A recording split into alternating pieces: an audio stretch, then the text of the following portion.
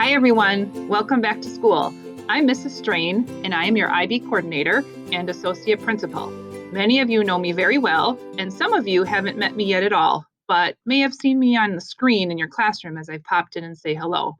Kindergarteners, I'd like to give you a very special welcome as you are brand new to Jefferson and are just starting school. So we are so happy and excited to have you as a part of our JLS family. JLS stands for Jefferson Lighthouse School, in case you didn't know. I'm going to be sharing this video with you at least once a month so you can learn all about our IB program and our IB Learner Profile. In case you don't know, IB stands for International Baccalaureate. That means we're a special school that has a special program to make all of the things that you're going to be exploring and learning extra fun, meaningful, and hopefully allow you to take some action in your life based on what you've been learning. Today, in this video, we're going to learn about our learner profile and what our word of the month is. Let's find out.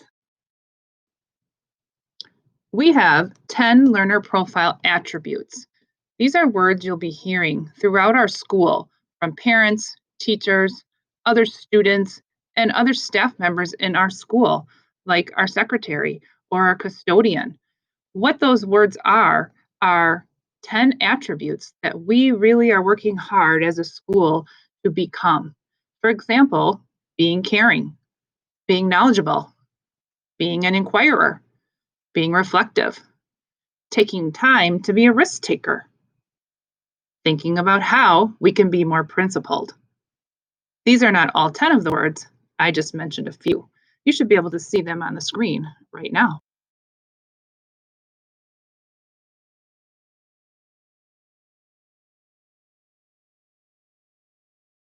For you. I like to read this very short, adorable book with you and see if you can guess which is our learner profile word of the month. This book is titled Telephone by Mac Barnett, illustrated by Jen Parasi.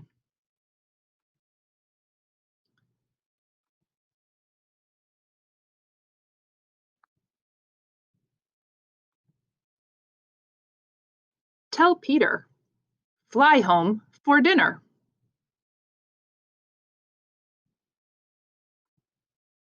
Tell Peter, hit pop flies and homers. Tell Peter, prop planes are for flyers. Tell Peter, put your wet socks in the dryer. Tell Peter, rock stars are admired. Tell Peter, crocodiles are bad liars. Tell Peter, lobsters are good hiders. The end. I wonder which learner profile word of the month this story reminds you of. Take a minute to think about it.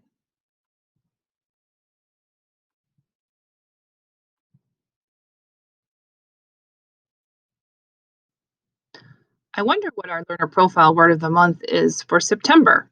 It's the first month of school. I wonder which word we should be striving to be and which skills we should be learning in order to be better at this.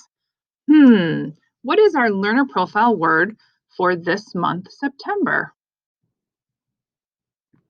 Boys and girls, to be a good communicator, we need communication skills. Communication doesn't magically just happen. We really have to work at it. One skill in being a good communicator is being able to listen. We need to take time to listen carefully and speak clearly to others. That means looking at the person when you're talking to them and really focusing on them. Sometimes we're often looking at our computers or phones and we're not taking time to really listen.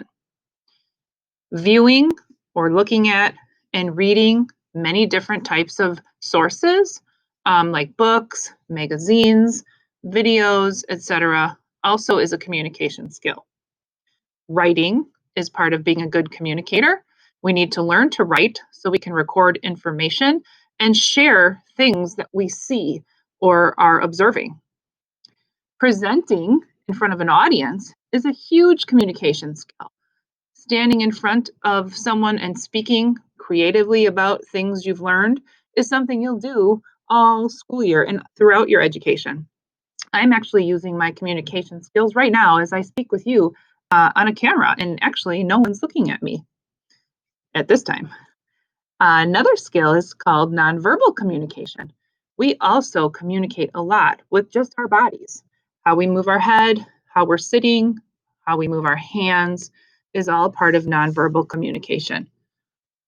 We need practice with this every day, no matter how old we are. How do you practice being a good communicator?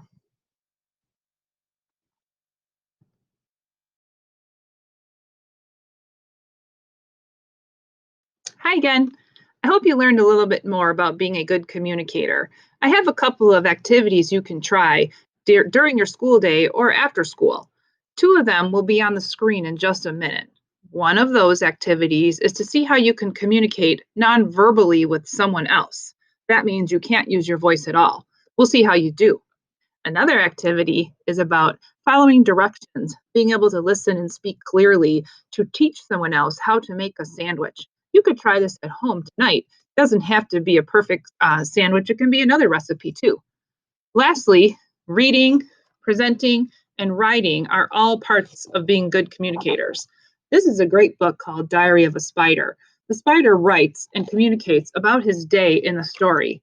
He takes you through his months in the spring and summer about what his life is like. Maybe you could start a diary to share with others what you're doing. That would be practicing communication skills. Check out Diary of a Spider. I think you'll like it. Another story you might want to find is called Library Mouse. We have both of these books in our library. You might be able to check them out as ebooks, or you can visit your local library and get them to read too. This little guy is a writer, quite the communicator. He writes stories or books and wants to put them on the shelf in the library, but isn't sure about people finding out who he really is. It's called Library Mouse. This story would be a great example of what a communicator acts like and strives to become. I hope you learned a little bit more about being a communicator, and I would like you to practice these skills because you will need them throughout your life.